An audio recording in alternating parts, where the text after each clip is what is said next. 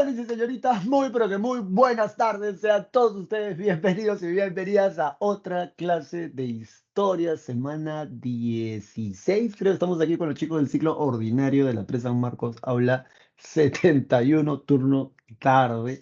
Y yo espero que te haya ido muy bien en este segundo examen que has desarrollado, creo que el sábado o el domingo de esta semana que pasó y que puedas seguir estudiando, porque ya sabes que te faltan dos más y además esto ya se está acabando porque se está acabando, ¿verdad? Dos semanas más y ya el ciclo terminó, prácticamente ya somos familia, llevamos conociéndonos cuánto tiempo ya, más de 2 meses prácticamente que hemos iniciado este ciclo.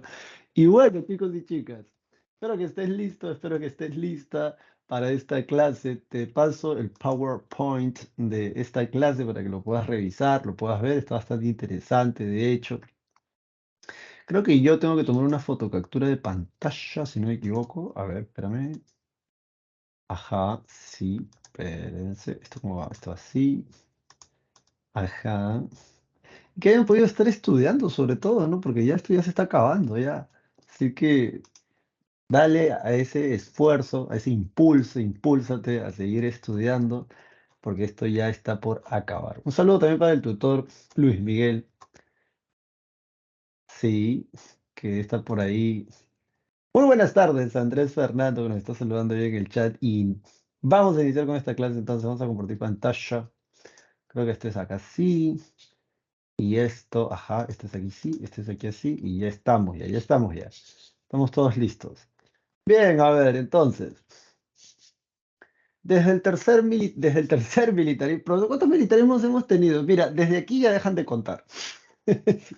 ¿Cómo, bro? Sí, desde aquí ya dejan de contar, porque si no tendríamos cuarto, quinto, sexto militarismo.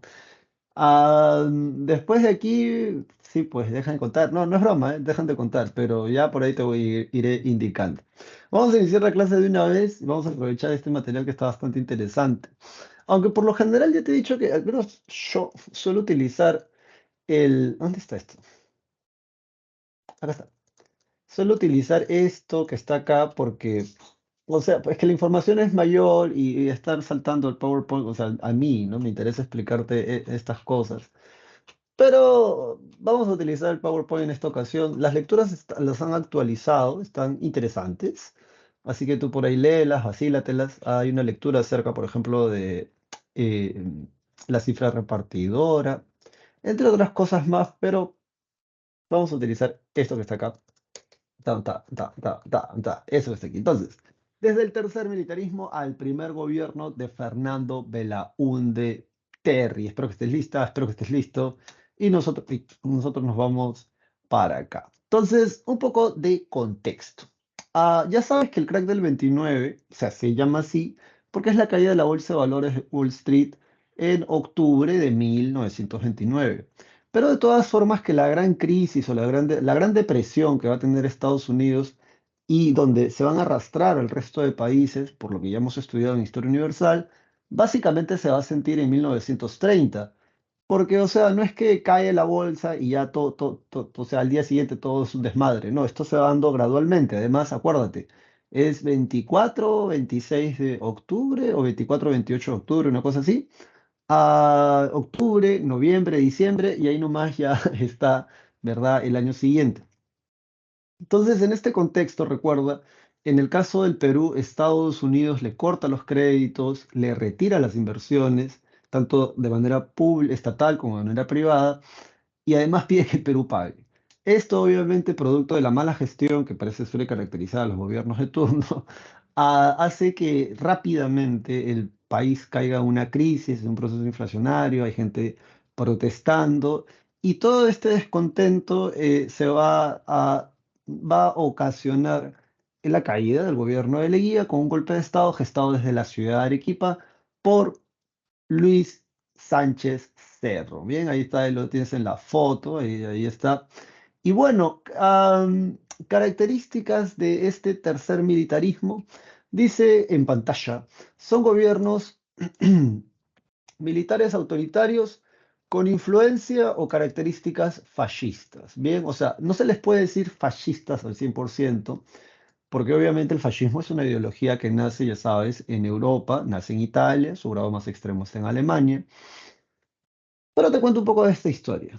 Cuando Sánchez Cerro da el golpe de Estado, él lo que hace es renuncia posteriormente a la presidencia y deja a un presidente encargado. Luego lo vacan, por ahí vas a ver que hay como que dice en la lectura 4 presidentes durante 2 semanas, pero el que finalmente se queda es David Samamés Ocampo. Y es en este momento donde convocan o crean el Jurado Nacional de Elecciones. Anteriormente, en otras ediciones de la pre, o sea, de la separata, había una lectura que hablaba justamente de la conformación de este Jurado Nacional de Elecciones. Y bueno, lo que he revisado y lo que se sabe es que este Jurado Nacional de Elecciones es importante porque por primera vez en la historia del Perú van a haber elecciones de tipo moderno, ¿bien? O sea, modernas. ¿A qué le llaman elecciones modernas en este contexto? Por ejemplo, se va a saber con antelación cuántas personas van a ir a votar. Y ya no solamente que tengan, ¿no?, mayores de 21 años, sepan leer o escribir, no, no, no. Tú quieres ir a votar, te tienes que inscribir en un padrón electoral, luego ese padrón electoral sale publicado y es así como tú puedes ejercer tu derecho al voto. No es como en la actualidad que, por ejemplo, ya más de 18 años anda a votar porque si no te cobran multa. Más parece una obligación que un derecho. Entonces, ¿qué ocurre en ese contexto? Hasta la creación de este Jurado Nacional de Elecciones, Sánchez Cerro viaja a Europa. Y de alguna manera tienes que entender que los militares, por esencia, ideológicamente hablando, son de derecha. Bien, o sea, eso es algo que ya debería haberte quedado claro desde las clases de ideología. ¿Por qué, profesor, los militares son de derecha? Porque un militar, por ejemplo, está entrenado para dar su vida por la patria, para defender el suelo patrio. En caso de guerra, tienen que ir a enfrentarse con otros países. Por esa razón, no te debes de extrañar que la ideología de un militar de cualquier país sea una ideología nacionalista. Bien, en ese sentido, los nacionalismos se ubican a la derecha. Otra característica, recuerda, es que los fascismos, en este caso el de Benito Mussolini en Italia, es un partido de extrema derecha. Bien, es un partido de extrema derecha, es un partido radical de extrema derecha. Te pueden pegar, te pueden matar si es que no comulgas con su ideología. Y Sánchez Cerro viaja a Europa en ese contexto, donde el fascismo es una ideología que está de moda y que además tiene como característica en Europa el fascismo ser anticomunista. Bien, porque si ponemos acá a la derecha y si ponemos aquí a los partidos de izquierda, obviamente está el conservadurismo, el liberalismo y nacionalismo. Los fascismos, el nazismo están al extremo. Bien, así como en el caso del Perú, por ejemplo, estaría Sendero Luminoso o el MRTA. ¿Por qué al extremo, profesor? Porque son partidos que están dispuestos a aplicar el terror, asesinatos, torturas, muertes, violaciones, coches bomba, etcétera, etcétera, para implantarte su ideología. Por eso se les llaman de extremos, ¿bien? Entonces, obviamente un militar está más cercano a la ideología fascista que a cualquier o a ninguna ideología de izquierda, ¿bien?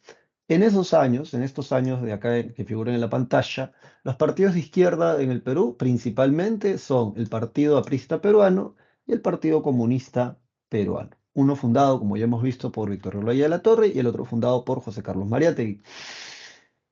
Cuando Sánchez Cerro va a Europa, se baña, por así decirlo, con estas ideas fascistas. De hecho, acá dice, hay una foto de Luis A. Alberto Flores, ministro del Interior y líder ideológico del fascismo, aquí en el Perú, o sea, del urrismo.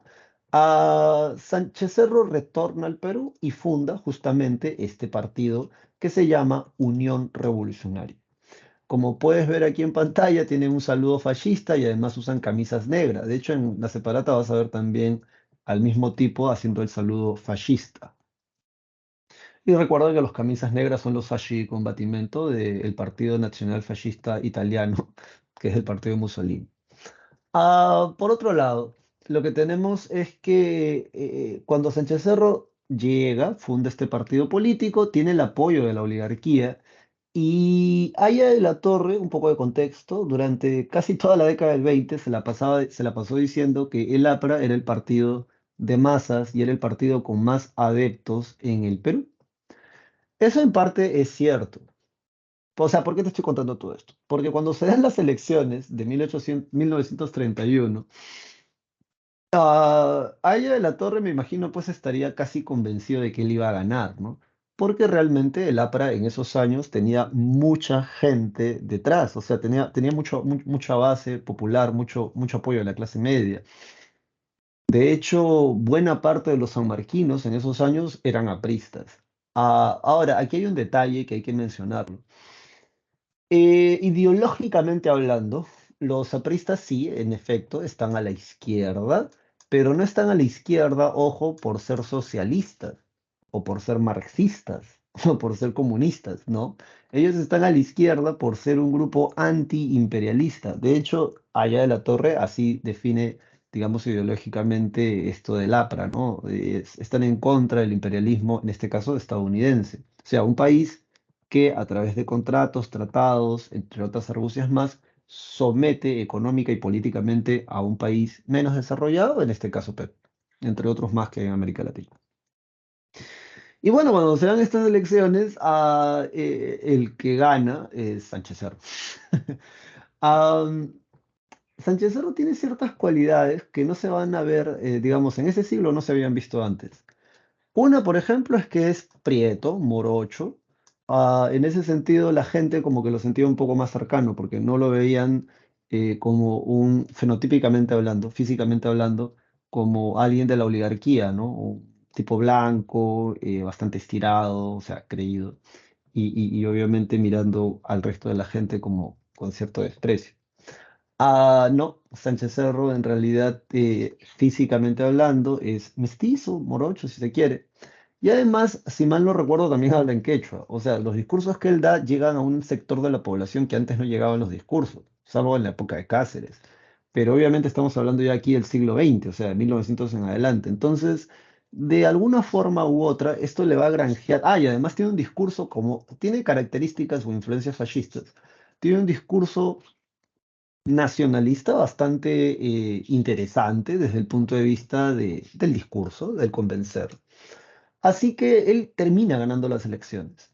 He revisado un poco el tema y al menos los historiadores que he consultado coinciden en decir de que no hubo fraude. Y ahora, ¿por qué es importante mencionarlo? Porque Aya de la Torre va a declarar fraude electoral. Aya de la Torre va a decir que le robaron las elecciones, que ha sido fraude. Y bueno, según estos historiadores, sí hubo denuncia de fraude, por ahí van a ver algunas cosas, pero realmente no se comprueba o no hay evidencia en todo caso.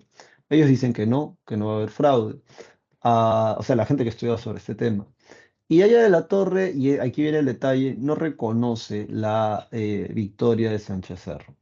Entonces, entre 1932 a 1933, y eso ubícalo ahí, por ahí en tu separata, a ese periodo de la historia del Perú se le conoce como los años de la barbarie. ¿Por qué, profesor?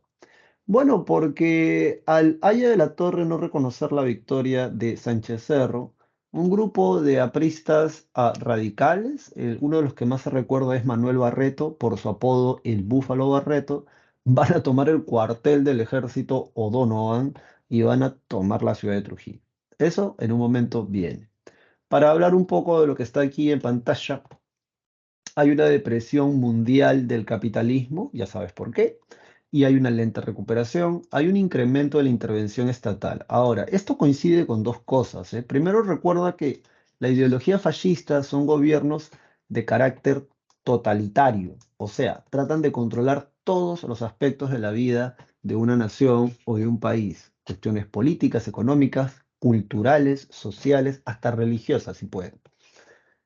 El Perú, este partido de la Unión Revolucionaria tiene características o influencia fascista, pero totalitario no lo es. ¿Por qué, profesor? Porque para que seas un gobierno totalitario, tienes que tener varias instituciones del Estado bien cimentadas. Y hasta el día de hoy, o sea, hay zonas del Perú que dicen que están zonas liberadas. Profesor, ¿qué significa eso? O sea, año 2023, Perú, zona liberada. Hay zonas del Perú que están liberadas. ¿Qué significa esto? Que en ese lugar no hay presencia del Estado. Y si no hay presencia del Estado en ese lugar, nadie garantiza tus derechos. Entonces, eso en un gobierno totalitario no puede ser, ¿no? O sea, el Estado lo controla todo y sabemos desde qué hora te vas a dormir hasta qué cosa comiste en el desayuno, ¿no? O sea, eso es un gobierno totalitario. Y si no me crees, por ejemplo, lee La insoportable levedad del ser de Milan Kundera. es la perspectiva de un pueblo o de un país absorbido por la Unión Soviética, que es un imperialismo, solo que es un imperialismo de izquierda, o al menos desde el punto de vista del autor. O sea, para que ¿no? Te hagas una idea. Entonces, recuerda que estos fascismos tienen este intento de ser gobiernos totalitarios, o sea, tratan de controlar la mayor, en el caso del Perú, ¿no? La mayor cantidad de aspectos de la vida o de la realidad del país. Y por otro lado, Estados Unidos había enviado a Edwin Kennemer. Kennemer es un economista que viene de parte de los Estados Unidos a dar recomendaciones de lo que el Estado peruano debería de hacer para salir de la crisis que de alguna manera nos metió a Estados Unidos. Entonces, en consonancia con el neoliberalismo, que básicamente es que el Estado intervenga en algunos sectores estratégicos de la economía, que se regule la banca, que se regulen ciertos sectores de la industria, básicamente le va a venir a decir eso al gobierno de Sánchez Cerro, que ya va a ser presidente. Le va a decir primero que reforme el Banco Central del Perú, que luego va a ser llamado Banco Central de Reserva del Perú. Luego también van a incentivar van a crear la Superintendencia de Banca y Seguros. Este dato está en tu separata, por eso me gusta usarlo de separata. Este dato está en tu separata, así que subrayalo ahí en el PDF que te han dado. Y dice hay una intervención estatal, y esto de la intervención estatal es lo mismo que se hace en Estados Unidos, solo que obviamente más chiquito, más tímido, más a la peruana. Banco Agrícola y Banco Industrial. Luego, antecedentes, dice, golpe de Leguía, se crea el Jurado Nacional de Elecciones, ya está, ya. Bueno, en ese sentido, entonces, tenemos en política, ahora en política, ¿dónde está? Acá está. Ya está.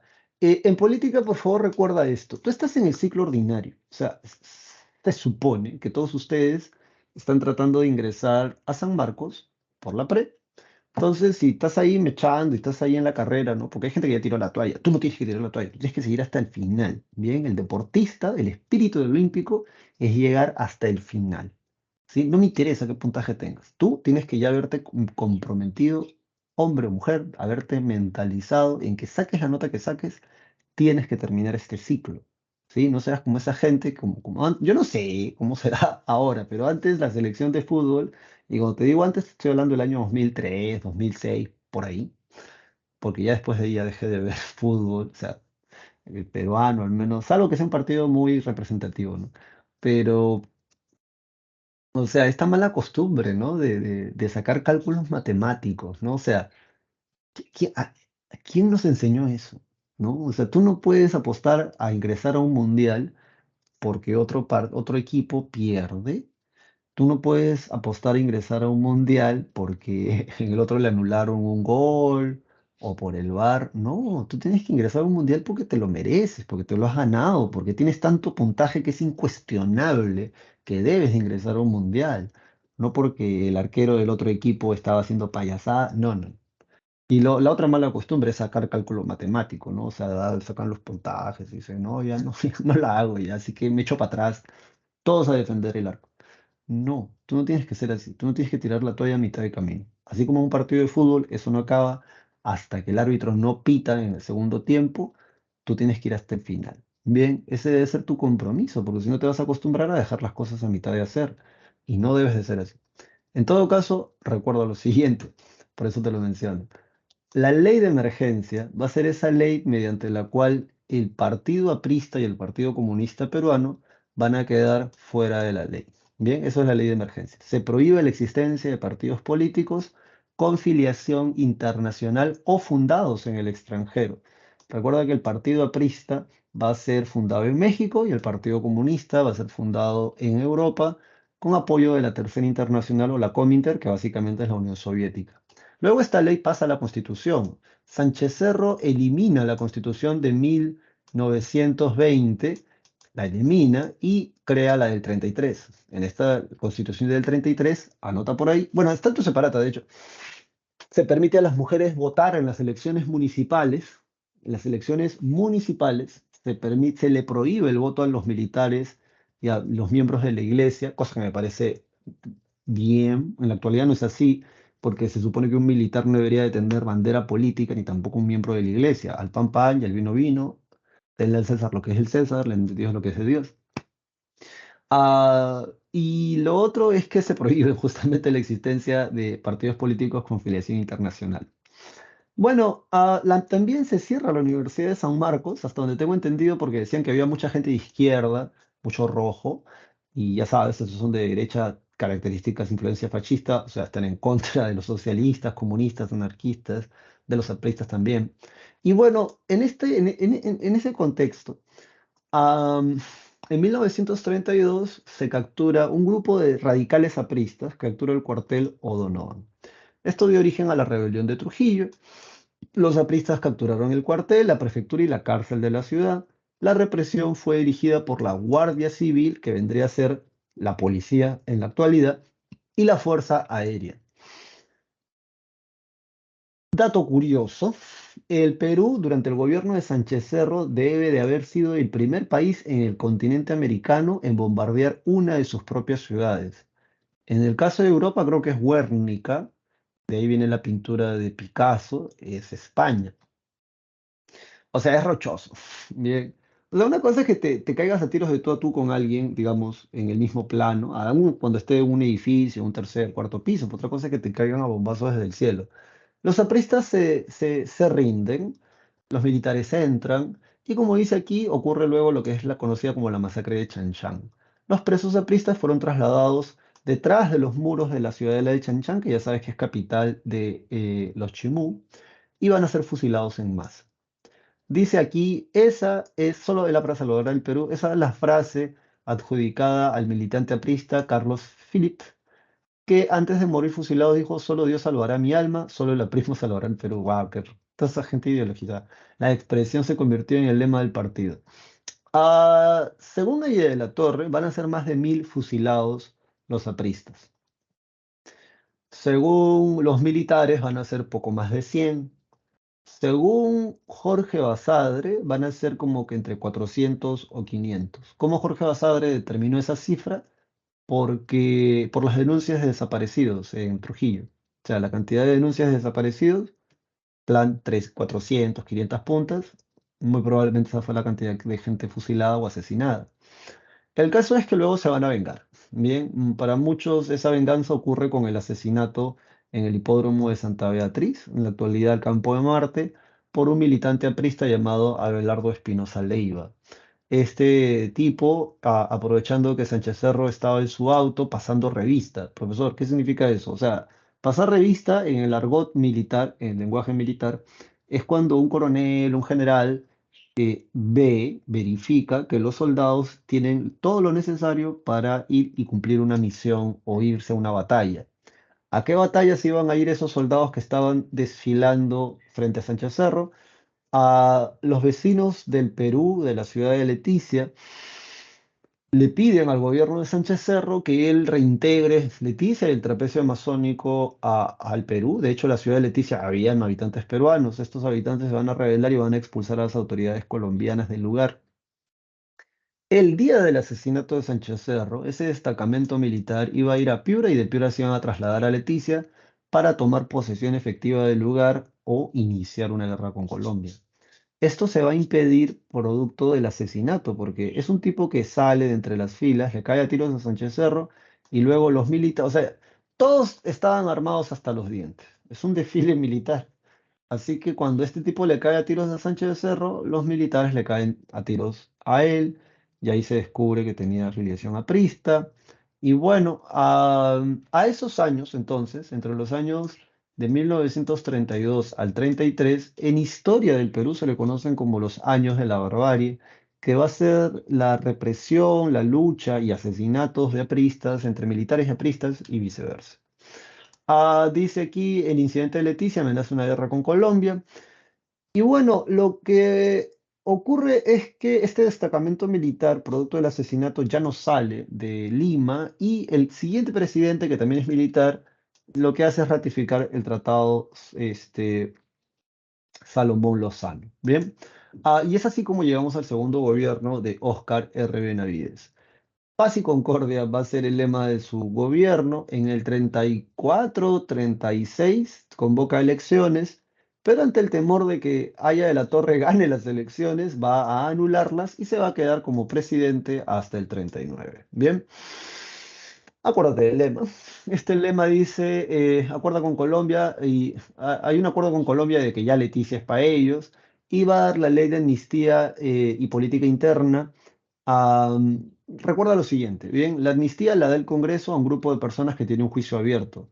El indulto lo da un presidente a una persona por vez y esta persona ya ha sido encontrada culpable y ya está presa. Sí, esa es la diferencia.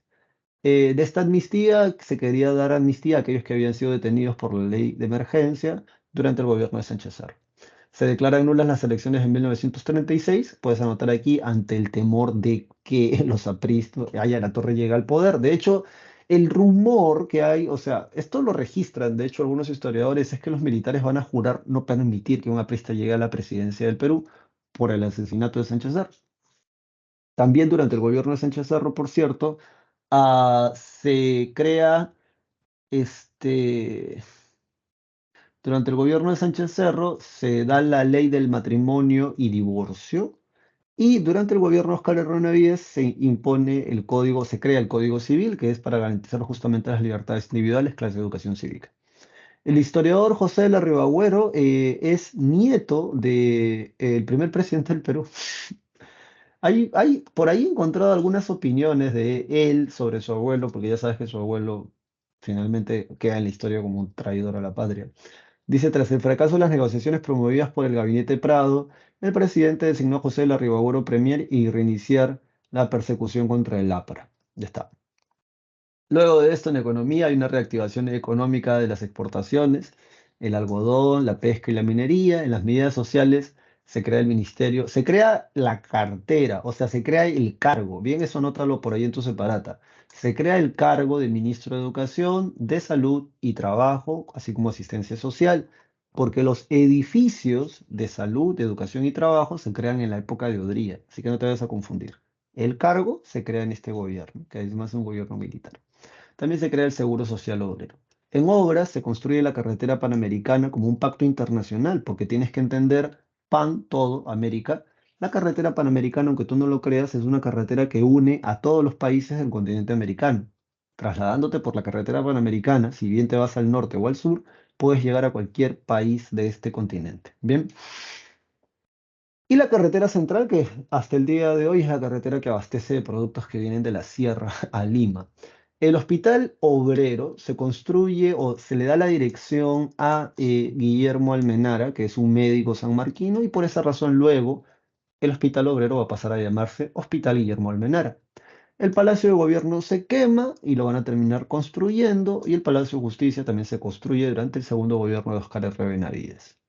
Ajá, acá está, dice, terminado por el arquitecto Ricardo Jara Malakowski.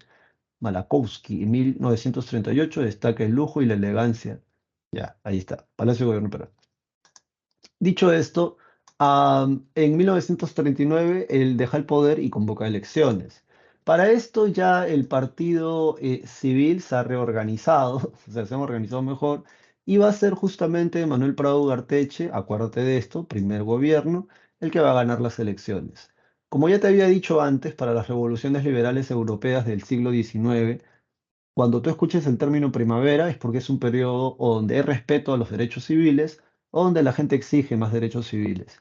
En este caso, para Historia del Perú se le llama la primavera democrática porque vamos a tener dos gobiernos civiles, aunque el último bastante problemático. El primero es de Manuel Prado Gartechi y el segundo es de José Luis Bustamante y Rivero. Dice aquí, son gobiernos que representaron los intereses de la burguesía nacional y permitió el retorno de los partidos populares anteriormente perseguidos por los gobiernos militares. Se acabó.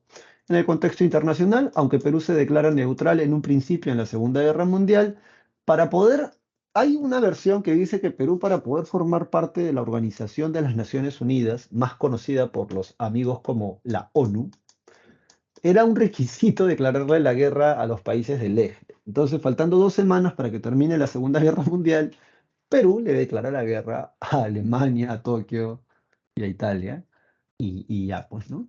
Además, o sea, se declara neutral, pero en la práctica el gobierno de Manuel Prado Garteche es un gobierno aliado de los Estados Unidos. De hecho, en 1940 el gobierno de Manuel Prado Garteche permite que Estados Unidos tenga una base militar en Talara, Piura. O sea, para un nacionalista eso es un sacrilegio, ¿no? De hecho, para cualquier militar consciente también, ¿no? Porque obviamente un militar está en contra de que haya un ejército extranjero con, o sea, que haya un ejército extranjero implica que traen armas, ¿no? Entonces, que hay un ejército extranjero en tus tierras, obviamente, o sea, no, pues, no, ¿qué pasa, loco? No tienes dignidad. Pero tuvo una clara afinidad con los aliados en la Segunda Guerra Mundial, ¿no? Es lo que te estoy explicando. En política es un gobierno civil y hay una tolerancia con el APRA y el Partido Comunista Peruano. ¿Por qué hay que señalar al Partido Comunista Peruano de una manera cariñosa? Porque recuerda que en el contexto de la Segunda Guerra Mundial, la Unión Soviética es aliado de Estados Unidos, de Inglaterra y de Francia contra el eje, ¿verdad? En economía hay un incremento de las exportaciones y eso es algo que te he tratado de enseñar desde la República Aristocrática. Cada vez que se están matando en algún lado del mundo, al Perú, como es un país primario exportador, le va bien. Creo que hasta eso lo han preguntado en este último examen que ha habido, porque no se cambia el modelo económico. Hay intentos de industrializar al país, pero el Perú, a pesar del crack del 29, a pesar de la crisis del 30, eso no sirvió como lección. O sea, ¿cuál sería la lección? Loco, que tengas más autonomía en tu economía, que puedas generar fuentes de trabajo a partir de tu propio desarrollo interno y no estar esperando a que vengan otros a invertir a tu país. Entonces, sigue siendo el país un país primario exportador. Y cada vez que en otro lado del mundo se están matando, a países como el Perú le conviene. Pero lo que no te cuentan es que no le sacamos tanto provecho, porque Perú para esto ya había firmado contratos internacionales con Estados Unidos, tratados internacionales con Estados Unidos, para que en el caso hipotético los productos, las materias primas tuviesen un alza de precio, no le subiéramos el precio a Estados Unidos. No tienes que revisarlo por ahí, pero ya no te lo van a preguntar en el examen, pero te lo cuento yo. Entonces, hay un incremento de las exportaciones producto de la Segunda Guerra Mundial. Piensa lo inverso cuando la Segunda Guerra Mundial acabe. Hay un establecimiento de una política de control de precios y control monetario. Ojo que esto es, digamos, son las características generales de todo este periodo, ¿bien? Porque esta parte que está acá, de control de precios y control monetario, eso le pertenece al gobierno de Bustamante y lo vamos a ver a continuación. De hecho, ya no debería leer eso, porque si no nos va a dar tiempo. Entonces nos metemos de cabeza al gobierno de Manuel Prado, primer gobierno de Manuel Prado Gartech. Como puedes ver aquí, gozó toda la Segunda Guerra Mundial.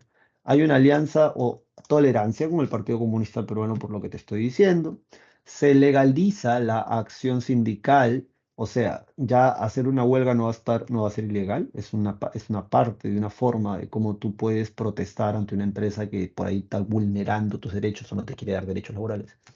Se crea la Confederación de Trabajadores del Perú, la CTP, y aquí hay una caricatura que dice Manuel Prado persiguiendo a Aya de la Torre en portadas ají molido. Y después a ellos dos, por cierto, los vas a ver sentados en la misma mesa almorzando, lo que se conoce como el Pacto de Monterrico. Bien, entonces acá dice Manuel Prado, representante de la oligarquía financiera e industrial. Profesor, si acá dice industrial, ¿cómo? ¿Por qué usted dice que el Perú no es industrial? O sea, hay industria, pero no es, digamos, la que debería de haber, por así decirlo. O sea, la industria que hay es primaria, exportadora. Sacan materia prima y se la llevan afuera. Esa es la que hay. Bien, y esa es la que tampoco, esa es la que no es rentable en el tiempo. La que es rentable en el tiempo es invierte en tecnología, ciencia, en tecnología. Y si eres pilas, esa ciencia y tecnología, haces una rama especial para ciencia y tecnología armamentística. Históricamente hablando, si compras acciones en ese rubro de armas, armamento, bombas, tecnología militar, te vas a ganador, porque es una industria en constante crecimiento. O sea, hay que estudiar para eso. Luego, en tecnología en general, o sea, si tu país es el país que creó la computadora, loco, loca, o sea, la tienes bacán porque después el mundo demanda esa tecnología y si en tu país se construyó y tienes la patente, es un golazo. Silicon Valley creo que es en el caso de Estados Unidos. Entonces, a esas sí tienes industrias, ¿no? O sea, si tienes industria automotor, tu país se construyen autos, ¿en el Perú se construyen autos? No, ¿verdad? Entonces ya, pues, no, ahí no. Industria, no sé, pues, ¿qué otras industrias? Hay varias industrias, ¿ya? Entonces, se procesa el petróleo en tu país.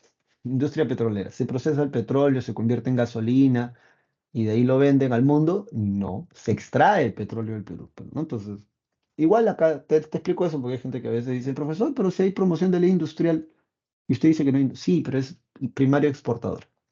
Y ni siquiera es grande. Bien, entonces, propietarios del Banco Popular y de la fábrica Santa Catalina. Ahí está el dato. Luego de esto, en economía, dice que hay una exportación de algodón, caucho y cobre. Ya, está chévere.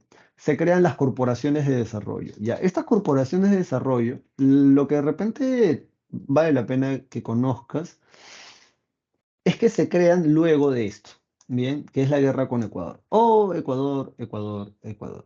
Por segunda vez van a estar reclamando Tumbes, Jaén y Maynas. Segunda vez porque la primera fue con Ramón Castilla, acuérdate, su segundo gobierno. Y bueno, dice acá, ¿no? El conflicto finalizó con el Protocolo de Paz, Amistad y Límites de Río de Janeiro, o para los amigos, Protocolo de Río de Janeiro. Bien, o sea, lo mínimo que te puedes aprender, pero menos mal que aquí te han puesto el nombre completo, Protocolo de Paz, Amistad y Límites de Río de Janeiro, que cerraba, y ese es el dato importante, las fronteras con Perú y Ecuador, con excepción de la Cordillera del Cóndor, que luego eso va a ser la mecha con Terry. Pero, digamos, ¿qué hay que recordar aquí de cara a tu examen? En primer lugar, toma en cuenta lo siguiente. Este es el segundo conflicto que vamos a tener con Ecuador así bravo. Se dice que Ecuador no estaba preparada para esa guerra. A mí me pareció extraño porque yo decía, pero ¿cómo si tu país no está preparado para esa guerra te mandas a invadir territorio que no es tuyo? Entonces me puse a investigar en la historia de Ecuador y para ellos, nosotros iniciamos el conflicto. O sea, o mejor dicho, el Estado peruano inició el conflicto en ese tiempo. O sea, ellos acusan de que les hicimos la guerra y no teníamos por qué. ¿Sabes? Eso dicen ellos. Entonces, o sea, ¿qué cosa pasaba? ¿Qué cosa ocurría? Bueno, datos importantes. Primero es el general Eloy Ureta, el que... Acá está, mira, acá está su foto, qué bueno. Ahí es el general Eloy Ureta Montehermosos, el que en la batalla de Zarumilla, bien, en la batalla de Zarumilla, van a terminar venciendo al ejército ecuatoriano. Es una guerra, para resumírtela de manera pacharaca, donde se le sacan la mugre al ejército ecuatoriano. Bien, o sea, no hay una forma más amada, o sea, para que lo entiendan. Bien, el Estado peruano, el ejército peruano le gana y de lejos. Bien, o sea, le gana y de lejos. Leguía había comprado aviones y armas a Estados Unidos, Sánchez Cerro creo que se las compra a Japón, y todas esas armas, sobre todo los aviones, se van a estrenar en esa guerra contra Ecuador. Ecuador había ingresado a territorio peruano, bien, territorio peruano, y lo que el ejército peruano es hacer gala de estrategia militar, ¿no? Por un lado, primero, mandan no solamente a gente a pie a esas posiciones, sino que mandan aviones. Entre estos aviadores está la figura heroica de José Abelardo Quiñones, porque lo que dice el parte militar, o sea, ¿por qué Quiñones es un héroe de la FAP, de la Fuerza Aérea del Perú? Acá te cuento esa historia.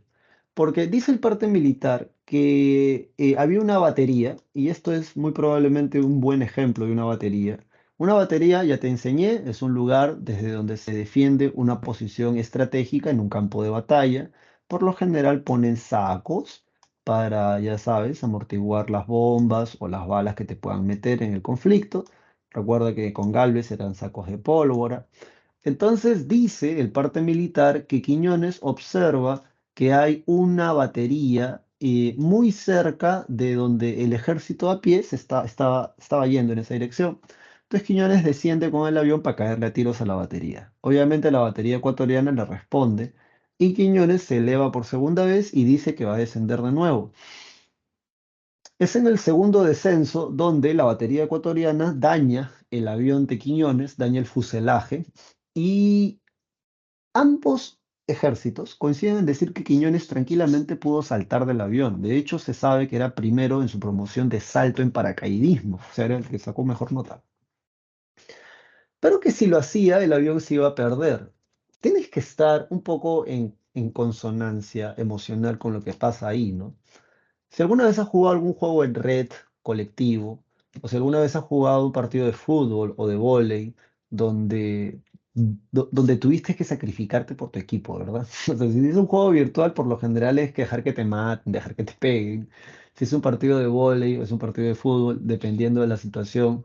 Por ejemplo, en los partidos de fútbol, en la clásica es que tú eres el defensa, se han bailado al arquero, está el jugador del equipo contrario con el arco así, solo, está solamente para hacer un toque y hacer gol y tú dices, me voy a sacrificar. Tienes que estar en esa emoción, ¿no? Agarras y sacas la pierna y ¿no? Le quiebras el fémur al otro jugador, te sacan tarjeta roja, es penal, de repente, ya esa es otra historia, lo que viene después, pero o sea, te sacrificas por tu equipo, ¿verdad?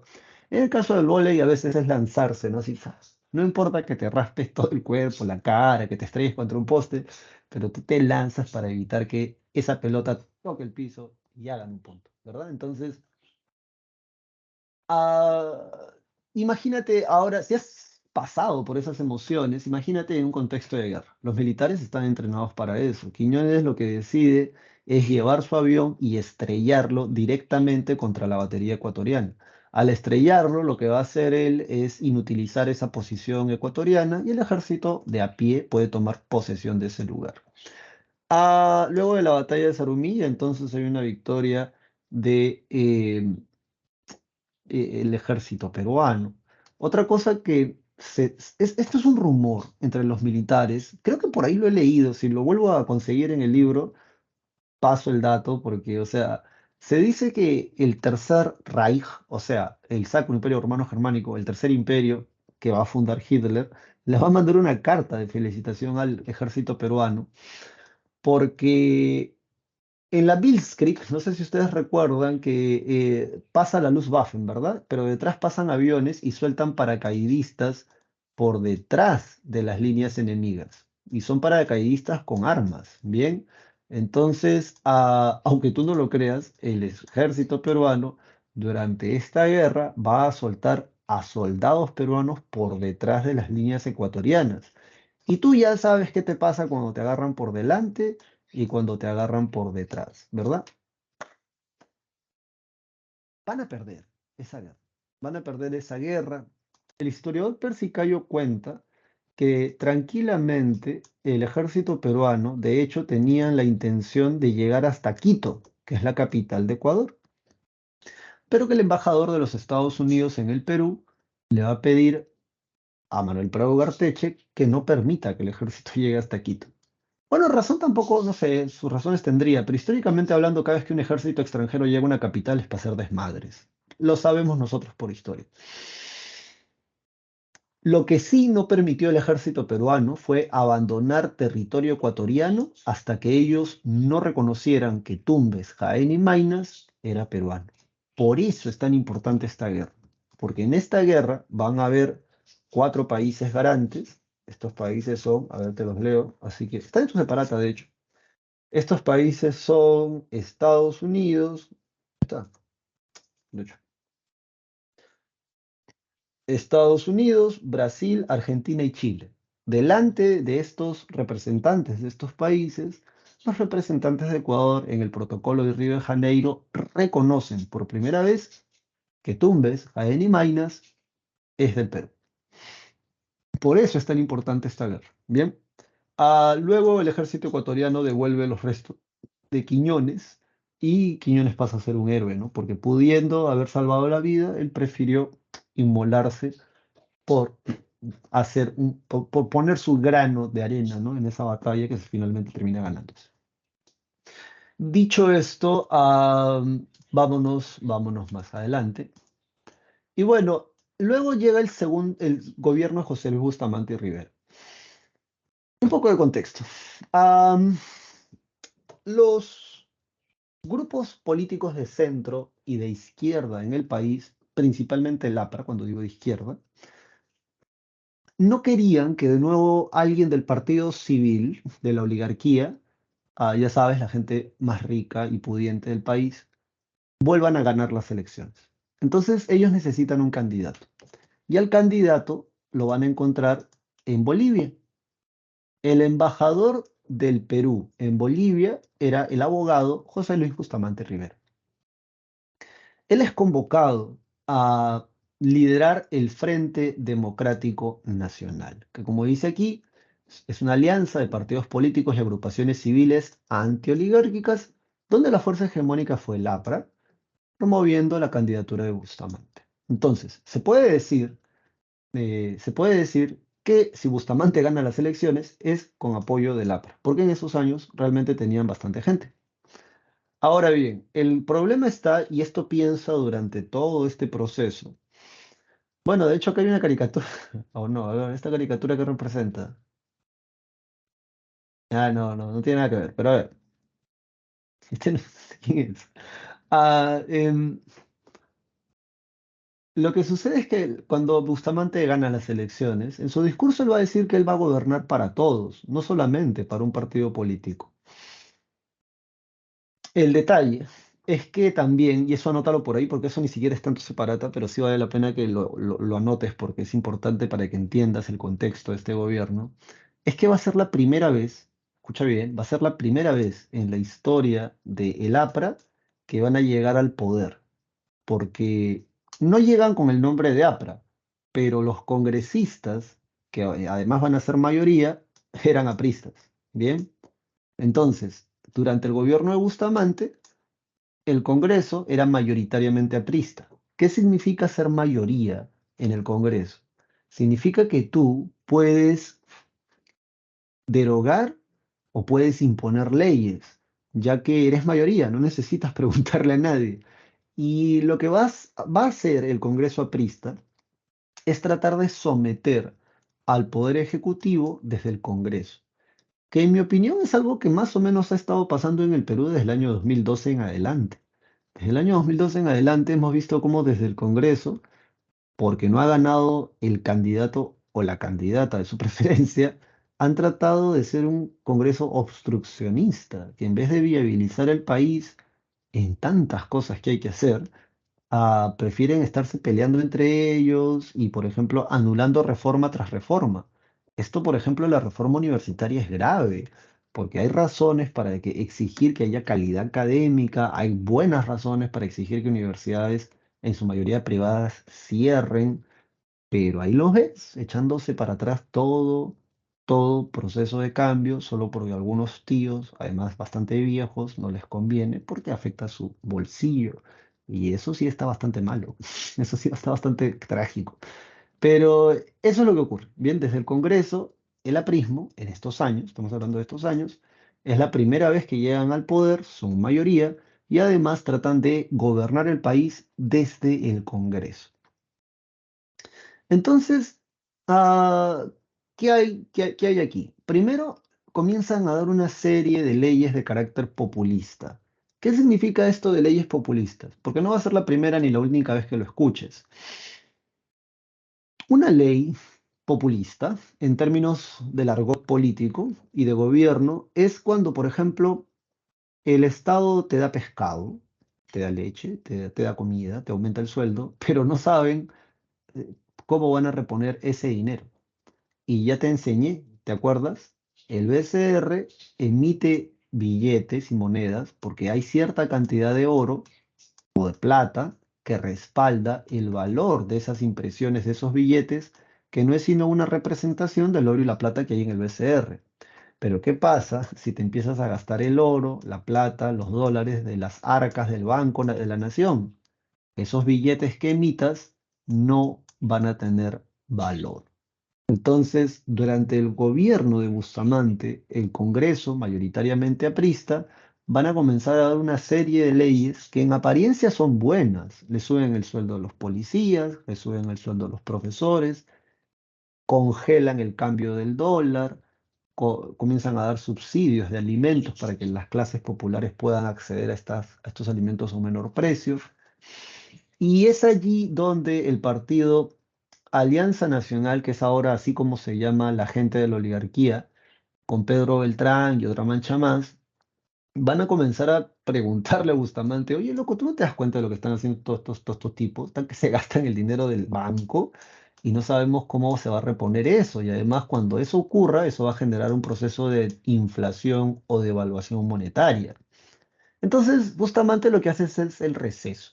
cierra por un año el Congreso. Cuando se vuelve a abrir, siguen con la misma payasada. Ahora, hay periódicos que comienzan a criticar estas cosas, este accionar, que son periódicos obviamente de derecha, pero critican al Congreso aprista. Uno de esos periódicos es el diario La Prensa, cuyo director es Francisco Graña Garland. Un día, el Congreso aprista da lo que se conoce como la ley Mordaza o la ley de imprenta. La ley Mordaza es como lo llamaban los periódicos, la ley de imprenta fue como se llamó. ¿En qué consistía esta ley? Esta ley consistía en que si algún periódico del país quería publicar algún artículo que hablase del gobierno, este artículo tenía que pasar por una comisión especial del Congreso. Obviamente era para, en teoría, impedir, ¿no? que hayan artículos que criticaran el accionar de este Congreso mayoritariamente aprista. Pero el que dijo, me importa una manzana, me importa su ley, fue, por ejemplo, Francisco Graña Garland. Y seguía publicando artículos que obviamente rajaban del Congreso aprista. Un día este señor recibió un paquete en su oficina, abre el paquete y lo mataron. Se le echó el ganso a los apristas y de hecho creo que hasta se lo adjudicaron. Entonces, es allí donde el partido de Alianza Nacional le dice a Bustamante, oye loco, tú estás con esa gente, o sea, con ese Congreso. Todo el mundo sabía que eran apristas, pero obviamente no decían que eran apristas porque estaban proscritos por ley. Entonces Bustamante rompe políticamente con el APRA. Cuando esto ocurre, los apristas como consecuencia tratan de darle no uno, sino dos golpes de Estado que además van a fallar. Un golpe de Estado, el último golpe de Estado fue el 3 de octubre, que perpetrado por algunos miembros de la Marina de Guerra apostados en el Callao. Es un golpe aprista del Callao, dice que va a ser fallido. Producto de este golpe fallido, el 3 de octubre, Bustamante declara al APRA otra vez fuera de la ley. Y es así como el 27 de octubre de ese mismo año, Manuel Odría, en colusión con la oligarquía en el Perú, le da el golpe de Estado a Bustamante. Ah, bueno, así termina el gobierno de Bustamante. Pero aquí, ¿qué pasó? ¿Qué pasó? Pero aquí obviamente hay que hablar de algunas obras y pues hay que hacerlo, ¿bien? Primero, en economía dice, hay un gabinete aprista que promovió el incremento del gasto público, lo que te estaba diciendo, y los impuestos a las exportaciones, ya. Se mantuvo el control de precios y subsidios, ya. Se crea la empresa petrolera fiscal, eso está en tu separata, subráyalo. Luego de esto se da la ley de educación secundaria gratuita. La ley del llanaconaje era porque habían gente que eran como sirvientes en el feudalismo, siervos, porque ya sabes que servían, pero no les daban un salario, no les pagaban. Más que de repente ten este trozo de tierra para que cultives tus cosas y aquí tú puedas desarrollarte. Pero durante el gobierno de Bustamante lo que se hace es esta ley de llanaconaje que exigía que los hacendados le paguen a estas personas que les decían llanaconas, sirvientes. Bien, o sea, sí, págale un salario, ¿no? Porque no es sirviente. Luego de esto, también tenemos que el gobierno de Bustamante hace un golazo porque va a crear la ley 781, que es la ley del mar peruano, de la soberanía del mar peruano o de las 200 millas. El razonamiento me pareció bien chévere porque básicamente lo que dice es que o sea, ¿por qué son 200 millas? Eso es lo que me parece chévere, porque lo demás lo puedes leer, está en tu separata. Son 200 millas porque en el gobierno de Bustamante se va a argumentar de que desde tierra, con el cañón más moderno del Perú, o sea, con el cañón desde tierra más moderno del Perú, podían hundir a un barco que estuviese en el rango de las 200 millas. Señor Bustamante, y si el barco está a 205 millas, mira, a 205 le puede dar como no le puede dar. Creo que no le da, pero con precisión podemos hundir, podemos atacar desde tierra cualquier barco que se acerque en el rango de las 200 millas. Y si nosotros, o sea, el gobierno de Bustamante, puede defender el mar hasta un rango de 200 millas, eso significa que hasta allí es la soberanía del mar peruano. Este razonamiento es tan chévere que luego en la Declaración de Santiago, en 1947, Ecuador y Chile copian la misma ley y luego se hace una ley internacional. Es un aporte del derecho peruano al mundo, por eso es tan importante que te lo aprendas más allá simplemente de lo que tiene que ver con nosotros. Por cierto, José Luis Bustamante y Rivero ha sido creo que el único expresidente del Perú que como abogado también fue presidente de la Corte Interamericana de Justicia, más conocidos para los amiguix como la Haya, bien que es donde se da esta vaina del diferendo marítimo con Chile, aunque eso se va a dar durante la época de Toledo, no tiene nada que ver con esta época. Sí, sí, sí. Bueno, entonces, ¿qué pasó? Acá en esta caricatura dice caricatura satírica en referencia al golpe de Manuel Odría asusado por Pedro Beltrán, vocero del líder de la oligarquía. Les van a dar el golpe de Estado a José Luis Bustamante Rivero. Eh, Se inicia entonces así el ochenio de Odría. En relación al gobierno de Odría, ¿qué podemos mencionar? La Revolución Restauradora, así se va a llamar su golpe de Estado, dice con este nombre. Se asignó a la sublevación de Manuel Odría en Arequipa para derrocar al régimen de Bustamante. El golpe fue orquestado por la derecha oligárquica y los altos oficiales del ejército. Y aquí tienes una superfotex donde hay autoridades del ejército venezolano. Ese creo que no, este es dictador de Venezuela en ese tiempo, Pérez Jiménez. En la época de yo he tenido la oportunidad de vivir 3 veces en Venezuela. Y recuerdo mucho cuando era niño, en 1990 por ahí, que decían que en la época del dictador o del presidente Marco Pérez Jiménez, en la gente en los barrios vivían, o sea, dormían con las puertas abiertas o sin seguro. Y tú dirás, ¿cómo? O sea, por lo general, si tú vives en un barrio jodido, como la mayoría de la gente en el país, o sea, en un barrio peligroso, tú primero agarras y, o sea, te enrejas, ¿verdad? O sea, es una cosa que me he empezado a dar cuenta, ¿no? ¿Cómo es, no? Es triste, ¿no? Porque a falta de que podamos ser personas más unidas y podamos trabajar por el bien común, como nos enseña la Minca, por ejemplo, que ha sido pregunta en el examen de la pre, a falta de eso, a falta de una organización colectiva, ¿no? Que vele por los propios intereses del colectivo. Y me refiero no para exigir, no sé, pues un partido, no, no, sino me refiero para cosas comunes y corrientes, seguridad ciudadana, limpieza y ornato de la ciudad, mantenimiento de pistas, carreteras, parques, jardines, losas deportivas, esas cosas que todos nosotros de alguna manera disfrutamos o padecemos o carecemos. Lo que hace cada persona cuando puede es atrincherar su jato, ¿no? O sea, a veces tengo cierta ruta. Estoy practicando natación y la ruta que tomo me doy cuenta, pues miro, ¿no? Mira tú también eso, ¿no? Mira en tu barrio y vas a ver que el vecino que puede se atrinchera, ¿no? O sea, empiezas a levantar tu muro alto y obviamente la arquitectura de la casa se ve mostrica, ¿no? Porque, o sea, ya ni siquiera quieres arreglar la fachada de la jato, quieres lo que quieres es seguridad. Y para eso no solamente levantan la jato, porque ya los vecinos, entre comillas, más organizados, meten su rejón y eso impide el tránsito. Y obviamente se entiende por un lado porque es la inseguridad. Y esa mala organización, porque es malo que te cierren una calle porque las calles son de todos, al menos que tengas una catalogación de residencia, lo que te obliga a pagar más impuestos. Qué cosa que, por ejemplo, yo vivo en San Martín y no se hace. Entonces, se entiende por un lado porque es la forma de la gente de luchar contra la inseguridad.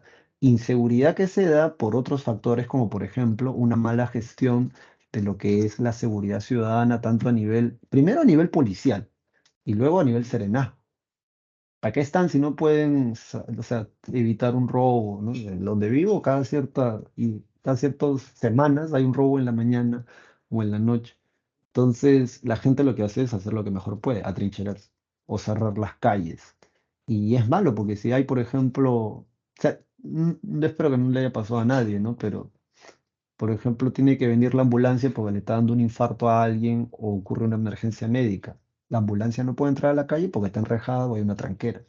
Entonces, ves esos detalles. Entonces, en el gobierno de Marcos Pérez Jiménez, explicándote esto, decían que la gente dormía con las puertas abiertas o con las puertas sin trancar porque nadie se atrevía a robar en la época de Marco Pérez Jiménez, que era un dictador de derecha, militar. Ahora, nadie se atrevía a robar, dicen, porque lo que te tocaba era un tiro.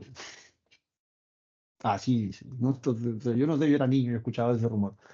Bueno, lo otro que no te debe parecer extraño, por cierto, un poquito de historia universal, es que estos años ya son los años de la Guerra Fría. Bien, recuerda que por un lado Estados Unidos quiere impedir que los movimientos de izquierda, sobre todo en el continente americano, se propaguen. Y por otro lado, la Unión de Repúblicas Socialistas Soviéticas, de alguna u otra manera, trata de apoyar a estos movimientos de izquierda que quieran llegar al poder. El caso es que en la actualidad sabemos que a través de la agencia de inteligencia de este país se van a promover en América Latina varios golpes de Estado de derecha orquestados por militares. Bien, todo esto en el contexto de la Guerra Fría. No lo digo yo, es historia. Bueno, dicho esto, entonces, acá tenemos una foto, ¿no? de estos tipos. Y bueno, lo otro que tenemos es un gobierno provisorio entre estos 2 años. Se le conoce como el ochenio porque realmente gobernó 8 años. Y lo primero que va a hacer Odría cuando llega al poder es dar la ley de seguridad interior que proscribe de nuevo el partido aprista y el Partido Comunista en el Perú. Por otro lado, Odría dice que él no quiere ser como cualquier dictador militar de América del Sur. Él quiere ganar las elecciones justa y limpiamente. Entonces, él hace lo que se conoce como la bajada al llano. ¿Qué significa la bajada al llano? Él deja la presidencia y pide que sean convocadas las elecciones. Él crea su partido que se llama la Unión Odrillista, o la Unión Revolucionaria, la Unión Nacional Odrista, así se llama, Unión Nacional Odrista uno. Y ocurre algo fantástico. Cuando se dan las elecciones, Odría es el único candidato. Y como único candidato, la poca gente que fue a votar votó por él y él ganó. Se parece mucho a lo que hizo Cáceres en su segundo gobierno, si te acuerdas. Entonces, luego nos enteramos de que los militares habían obligado a quedarse en sus casas a los posibles candidatos a esas elecciones. Y bueno, ya en 1950, contado esto, ocurre la victoria de la Unión Nacional Odrillista.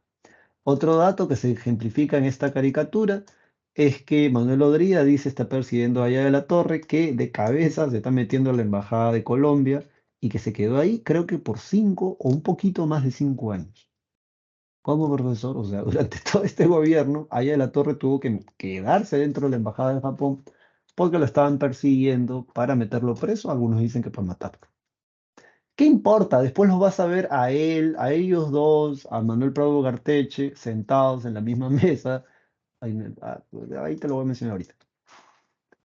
Entonces, gobierno constitucional de 1950 al 56. En economía viene la misión Julius Klein, ¿no? Julius Klein es un economista que viene de Estados Unidos y él invita al Perú, si no es que nos codea, nos empuja un poquito, para que tengamos una economía liberal ortodoxa. Esto es muy sencillo de entender, ¿bien? O sea, presta atención. Cuando tú escuches o leas economía liberal ortodoxa o de tipo ortodoxa, que es lo que tienes aquí en pantalla, tienes que pensar en cómo era la economía hasta antes de este año. ¿Cómo era la economía hasta antes de este año? Laissez-faire, laissez-passer. El Estado no se mete en economía, los empresarios producen, dan crédito al que quieren, cuando quieren, como quieren. El Estado no se mete en economía. Esa es la economía liberal ortodoxa antes del crack, porque el neoliberalismo es cuando el Estado interviene en algunos sectores estratégicos de la economía nacional. Como Estados Unidos para 1950 ya se ha recuperado económicamente, necesita que países como el Perú relajen o eliminen los impuestos a las importaciones porque Estados Unidos necesita vender su excedente productivo en otros países. Además, en el contexto de la Guerra Fría, la misión Julius Klein, te lo cuento de manera pacharaca, pero básicamente es esto. Le va a decir algo así al gobierno de Odría. Oh, compadre, tú quieres, pero con acento gringo, ¿no? Tienes que imaginarte esto. Oh, compadre, tú quieres que aquí en tu país haya un gobierno de izquierda. ¿Quieres que en tu país estalle una revolución de izquierda? Entonces, obviamente, Odría, que es militar, nacionalista, de derecha, va a decir, no. Bueno, entonces tienes que comenzar a hacer cosas en favor de las mayorías populares, porque si no, los partidos de izquierda van a seguir teniendo más adeptos y en algún momento te van a dar un golpe de Estado. Porque eso ya pasó en otros países. Así que no seas... Avívate, compadre, avívate, avívate, avívate. Entonces, aunque tú no lo creas, gracias a estas recomendaciones, primero, Julius Klein lo que le va a decir al gobierno de Odría es, todos estos subsidios, el control del tipo de cambio del precio del dólar, todas estas cosas que se han dado en el gobierno de Bustamante, elimínalas, compadre, porque vos has intervenido en economía, economía liberal ortodoxa, entonces se elimina. Además, casualmente, estalla la guerra de Corea en el contexto de la Guerra Fría. Y ya sabes, el Perú aumenta sus exportaciones. ¿Qué cosa se comenzó a vender durante el gobierno de Odría? Algodón, hierro, azúcar, cobre y plomo para todo el mundo. Además, la misión Julius Klein le dice que tenía que comenzar a hacer obras en favor de las clases populares y eso es lo que se va a comenzar a hacer. Primero, hay un tren, hay un tren de programas para construir de todo. Bien, por ejemplo, se construyen el estadio Lolo Fernández y el Matute en la época de Odría, para la gente que es la U o de la Alianza. Se construye el estadio de San Marcos, para la gente que es de San Marcos. Se construye el Estadio Nacional. Todo eso es gente chambeando, obviamente. Y piensa, por favor, que no solamente o sea, a veces cuando uno dice esto, la gente, o al menos yo no sé tú, pero yo me lo imaginaba así antes, ¿no? O sea, yo solo me imaginaba a obreros metiendo cemento, concreto y todo lo demás. Pero eso es verlo muy pequeño, porque también están los ingenieros, los arquitectos, también está el tipo que te vende el cemento, la piedra. O sea, esto genera una serie de puestos de trabajo y dinamiza la economía, porque una vez que tengas estos lugares, como por ejemplo el Hospital Naval, que queda al costado de Ciudad Universitaria, el Hospital del Empleado y el Hospital Militar, necesitas, por ejemplo, el tipo que te va a los tipos que te van a pintar eso. ¿Quién te va a poner los vidrios? ¿Quién te va a vender los vidrios? ¿Quién te va a poner el sistema eléctrico? Porque ese es el ingeniero eléctrico, ingeniero de desagüe y sanidad, ingeniero civil. Y una vez que tengas esos edificios, ¿quién va a trabajar dentro? ¿Ves? Entonces todo esto genera puestos de trabajos y de alguna manera así el gobierno de Odría va a viabilizar el país en un contexto donde la izquierda constantemente habla de dos temas. El primer temazo es reforma agraria. Desde la época de Mariátegui están hablando de que ningún país de derecha, o sea, nacionalista o liberal, hace una reforma agraria. De hecho, para esos años ya tenían el ejemplo de la Revolución Rusa, ya tenían el ejemplo de la Revolución China, y un par de añitos más, más adelante van a tener el ejemplo de la Revolución Cubana. En el ejemplo de la Revolución Cubana, todos son revoluciones de izquierda y todas hacen reformas agrarias. Entonces, cuando los partidos de izquierda querían que la gente entre en cólera, cuando te digo gente me refiero a las mayorías populares de esos años, gente campesina que no es dueña de la tierra que trabaja, les hablaban de la reforma agraria. Entonces, la misión Julius Klein cae como anillo al dedo porque realmente le va a dar consejos que le van a servir al gobierno de Odría y gobiernos posteriores a reducir la influencia que tenían los partidos de izquierda en el discurso, discursivamente sobre la población. ¿Y cuál es el discurso?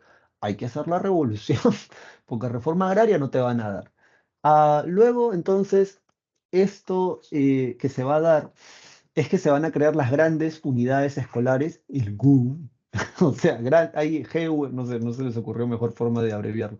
Grandes unidades escolares, que son colegios para ser colegios, ¿no? Una vez yo entré a un colegio privado, que creo que antes había sido hotel, porque dentro del salón, que era un salón chiquito, había un baño y ducha. Entonces yo decía, wow, este es el primer colegio que veo que tiene cada salón, tiene su propio baño, y su propia ducha. Entonces, o sea, no, ¿ves? Aquí estos van a ser cosas bastante bien hechas, ¿bien? Son colegios para ser colegios. Salones amplios, buena acústica, buena iluminación, bibliotecas, canchas deportivas, de recreo, etcétera, etcétera, etcétera. Luego también durante el gobierno de Odría se construye el Ministerio de Educación, Ministerio de Salud y Ministerio de Trabajo. Por cierto, solo construyeron este porque originalmente son dos. Al frente, lo que llamamos el hueco, son las bases de lo que iba a ser el segundo edificio, pero ya no lo construyeron. Luego de esto, se construye el Hospital del Empleado, el Hospital Naval, el Hospital Militar. Se crea el Centro de Altos Estudios Militares, el CAEM. El Centro de Altos Estudios Militares, José del Carmen Marín era uno de sus directores. Las ideas se imponen, no se imponen. Es un instituto militar que sirve para no solamente darle formación castrense, formación militar a los oficiales y generales del ejército, sino también formación intelectual. Una buena síntesis de cara a lo que estamos estudiando nosotros es que la gente que va a salir del CAIN sale con esta idea de industrializar al país para sacarlo adelante. Y eso va a venir con Velasco. Velasco creo que no es del CAEM, pero sí la gente que va a gobernar junto con él tienen esta idea al menos de que, o sea, eso es historia, pues, ¿no? Si quieres que tu país sea un país desarrollado, tienes que invertir en industria, o sea, en generar tus propias cosas que además compitan en el mercado internacional. Eso es clase de economía básica. Entonces el CAEM va a servir para eso. También se construyen unidades vecinales y vámonos ahora para acá. Ajá, ya está. El Hospital Central del Empleado, actualmente conocido como el Hospital Nacional Edgar Rebagliati Martins, considerado en su tiempo el más grande y moderno de Sudamérica, que bien ahí. En la cuestión social dice, hay una intensificación del proceso migratorio de las provincias a Lima. Acá te cuento una historia que la va a contar en realidad Percy Cayo en su libro.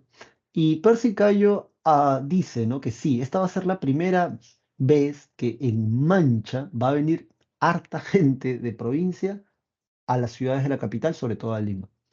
Esto en parte porque obviamente durante el gobierno de Odría hay un boom en la construcción de obras públicas y hay trabajo para el que quiera chambear. Bien, si eres ingeniero, médico, profesor, o sea, hay trabajo para toda esa gente. No solamente para los que te llenan la columna, te transportan el cemento. Ah, pero, ¿por qué vienen? ¿No? O sea, vienen por eso, sí, pero además este historiador menciona de que vienen porque los partidos de izquierda, llámese el Partido Comunista Peruano, por ejemplo, o el Partido Aprista, siguiendo el ejemplo de la Revolución China, van a tratar de hacer que tanta gente llegue a Lima de provincia, que al llegar a Lima y ver que el Estado, ver que el gobierno no les cubre sus demandas de vivienda, salud, educación, trabajo, terminen plegándose más a la izquierda y haciendo una revolución. O sea, desbordar la ciudad de tal forma que desestabilizarla con este desborde, con esta llegada masiva de gente. Sin embargo, ya había venido Julius Klein, así que ya Odría estaba como que ahí prevenido. Y van a comenzar a hacer estas obras y de alguna manera, mal que bien, se van a absorber a toda esa cantidad de gente que va a llegar de provincia a Lima en este periodo. Y como consecuencia, se van a crear, por ejemplo, en Lima dos distritos nuevos en la época de Odría. En uno vivo yo, que es este, en el distrito de San Martín de Porres, y el otro distrito es Villa María del Triunfo. Bien, de hecho, mi familia por parte materna vienen de Corongo, Ancash, y van a vivir a Zarumilla. En la actualidad ni el Uber quiere entrar ahí, ni el Rappi, ni el Globo, nadie quiere entrar. Entonces, San Martín de Porres. Ah, y la otra es Villa María del Triunfo. Estos dos distritos se crean producto de este proceso migratorio. Y en paralelo lo que tenemos son dos cosas. Primero, se crea o aparece en la historia del Perú, por así decirlo, la figura de la primera dama. La esposa de Odría, imitando a la esposa de Perón, del dictador, ¿cómo fue? Otro dictador militar en América Latina, o sorpresa, en esos años, Juan Domingo Perón, su esposa, imitando a la esposa de Kennedy, que creo que a su vez imita a la esposa de Roosevelt, crean la figura de la primera dama. Profesor, no entiendo. O sea, que la esposa del presidente no solamente sirva para la foto, ¿no? Sino que tenga cierta participación social o política en algunos casos. Entonces, en los casos que ya he mencionado, en este caso, la esposa de Odría era la forma también en cómo el gobierno debería mostrar una cara populista porque su esposa hacía ayuda social, hacía asistencia social, ya sabes, llevar panetón, chocolatada en Navidad, campañas médicas, campañas de salud, a estos barrios jóvenes o a estos distritos que tienen gente que está llegando y que todavía no tienen agua, no tienen luz, entonces ahí va su esposa y hace algún tipo de actividad social. Ah, sí, eso se va a dar. Y por otro lado, lo que tenemos es que aparece lo cholo en el Perú. En términos de las ciencias sociales, o sea, acá hay una definición, tú sigue la definición que está en la separata, hay una lectura de hecho sobre eso, pero en términos muy simples, y no despectivamente hablando, sino en términos de un concepto que nos ayuda a interpretar una parte de la realidad histórica del Perú, en este caso un proceso social. El cholo, es aquella persona que viene de provincias y adquiere costumbres capitalinas sin abandonar del todo sus costumbres del campo, creando un nuevo grupo social llamado los cholos, ¿no? El proceso de cholificación. Acá qué dice, así denominó la sociología al proceso de incorporación de la población indígena al entorno urbano asimilando los patrones occidentales, pero manteniendo elementos de su identidad andina. Lo mismo que yo te acabo de decir. De repente la única cosa que tal vez en el discurso deberíamos ya empezar a cambiar, o sea, en esos años le decían indios, indígenas, ya sabes, de manera despectiva, ¿no? Hasta que Velasco va a llegar y va a decir algo que yo espero que todo el mundo recuerde. No son indígenas, son campesinos, ese es su chamba, ese es su oficio, son peruanos y peruanas, son ciudadanos, no como dijo algún tipejo, ciudadanos de tercera categoría. No, no, son ciudadanos peruanos, como tú, como yo, y en esta concepción loca de la República del Perú, todos somos iguales ante la ley y debería de dejar de ser solo en teoría para pasar a ser práctica, ¿no? Entonces, ahí está. Una música que nace en este proceso de cholificación, los estudiantes del ciclo presencial les puse ahí a, ¿cómo se llama? Amor de Arena. ¿No he escuchado esa canción? Yo la conozco por Cueva. Cueva, no sé dónde estará Cueva, pero el futbolista está en Brasil y se puso a cantar como haré para poder olvidarte. Ya, eso es chicha, y la chicha viene de este proceso, ¿bien? Que por cierto tienes que saber un poco de musicología para apreciar esos acordes, esas combinaciones melódicas. Algunos dicen que combinan patrones musicales del heavy metal, por ejemplo. O sea, tú te alucinas la chicha con patrones musicales del heavy metal y que, por cierto, hay prestaciones, o sea, hay estudios musicales que enlazan la chicha con los grupos de rock de esos años. O sea, dando a entender de que una de dos, o se les ocurrió a ellos también o lo tomaron de acá, para que me entiendan. Bien, entonces recuerda eso, ¿no? A veces uno, la ignorancia es atrevida y uno termina despreciando cosas que no conoce y tú no seas así. No repitas patrones viejos, arcaicos, ortodoxos, que solo hablan de discriminación o de desprecio de aquello que no se conoce. Es como, por ejemplo, la gente que critica el álbum Motomami. ¿Has escuchado Motomami? O sea, yo he escuchado un par de canciones. Pero, o sea, yo me puse a meterme esta idea de Rosalía, porque hay un tipo en YouTube que se llama Jaime Altozano, que es un músico. O sea, para mí es un musicólogo.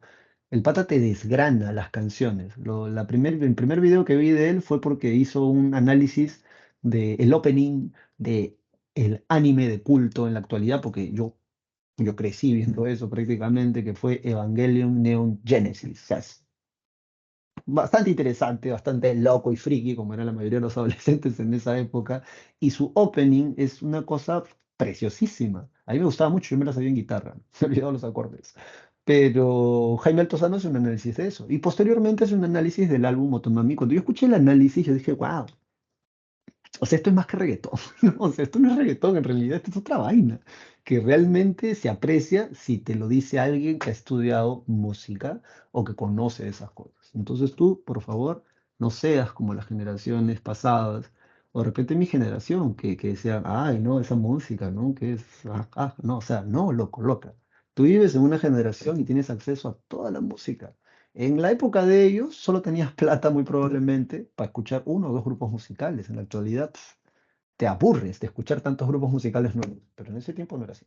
Dicho esto, entonces, siguiendo con esta clase, medidas sociales. Se da el seguro social del empleado. Ah, por cierto, las mujeres en Lima comienzan a protestar porque dicen, o sea, ya, pues, o sea, ya. ¿Cómo es, no? O sea, yo también tengo derecho a votar. ¿Cómo es, no? En el siglo pasado, las mujeres salían a protestar porque querían la igualdad y en ese sentido querían votar también en las elecciones presidenciales. En la actualidad la gente ya no quiere ir a votar. La gente es loca. O sea, cuando digo gente me refiero a la mayoría o a un buen grupo, porque yo apuesto a que si prohibieran ir a votar, la gente iría a votar. Pero ya dices, son contreras, ¿no? Le dices no y ahí están, ¿no? Entonces le dices sí y no. ¿No? Entonces, no. Uno pensaría que Odría le da la selección, el derecho al voto femenino porque es buena gente, pero en realidad no, fueron mujeres que salieron a protestar y finalmente Odría termina dándoles el derecho al voto en las elecciones presidenciales, pensando que votarían las mujeres por él en el siguiente periodo, pero en realidad no. En realidad las mujeres votaron por Prado Garteche y por eso ganó la segunda vez. Luego dices, hay una masificación de la educación, para eso han creado coles, y se da una política asistencialista producto de este proceso migratorio y aquí tienes a la esposa de Odría en ese sentido. Luego en el pacto de Monterrico, pucha, acá está Perry, Pericote y Gato sentados juntos en una mesa, ¿no? ¿Qué hace Odría, Manuel Aya de la Torre, Pedro Beltrán, Eudosio Rabines, que uno de manera chusca, diríamos, es un periodista mermelero, ¿no? O sea, es un periodista que vende su línea de redacción al mejor postor, y en este caso eran los grupos de derecha, y Manuel Prado. Están todos acá. Profesor, que no se lleva, ¿no? Dicen que los apristas ideológicamente, o sea, a ver, eso te tiene que quedar claro también. Una pincelada, porque obviamente esto es muy breve, ¿no? Ideológicamente hablando, los apristas no son socialistas, no son marxistas, no son comunistas. Cuando Aya de la Torre hace sus textos, él habla del antiimperialismo. O sea, el APRA es de izquierda por su discurso antiimperialista, no por socialista, no por marxista, no por comunista, sino porque el APRA tiene esta vaina, es en México, ¿no? México tiene cierta relación con Estados Unidos, de esta idea de no dejarte someter por un país más desarrollado, ¿no? Ni económica ni políticamente. Económicamente a través de empresas, políticamente a través de acuerdos o tratados. Entonces, muchos dicen que el APRA en realidad siempre fue un partido hiper pragmático. O sea, si esto me sirve para seguir vivo, yo voy. Apúntame ahí, ¿no? Entonces, no me interesa si antes nos hemos peleado, antes me has perseguido, no me interesa si por tu culpa me quedé metido 5 años en una embajada, no me interesa, ¿no? Entonces, ahí va. En este pacto se acordó el retorno del APRA a la legalidad, el ascenso de Manuel Odría a la presidencia y la impunidad para Manuel Odría, o sea, que no lo iban a enjuiciar, acusado de múltiples casos de corrupción. Ahí los ves, ahí los ves. Dicho esto, entonces, vámonos al segundo gobierno de Manuel Prado Garteche. Por cierto, ¿cómo termina el gobierno de Odría? El gobierno de Odría termina porque los jóvenes estudiantes de colegios secundarios y de la Universidad de Arequipa salen a protestar por la excesiva represión militar. ¿Qué hace el militar encargado de cuidar Arequipa, Alejandro Esparza Sañurta, le mete balas a esos estudiantes. Eso hace una ola de protestas en Lima, o en el Perú, mejor dicho, y es así como Odría renuncia, convoca elecciones, piensa que va a ganar con el apoyo del voto femenino, pero en realidad Manuel Prado Garteche gana con el apoyo del voto femenino y con el apoyo del APRA. Y a eso se le conoce, mira la caricatura acá, como el gobierno de la convivencia. ¿Por qué se le llamó así? Porque, ya sabes, la gente que convive es gente que goza de los privilegios de un matrimonio sin estar comprometido legalmente. A menos que pasen más de 5 años, acuérdate.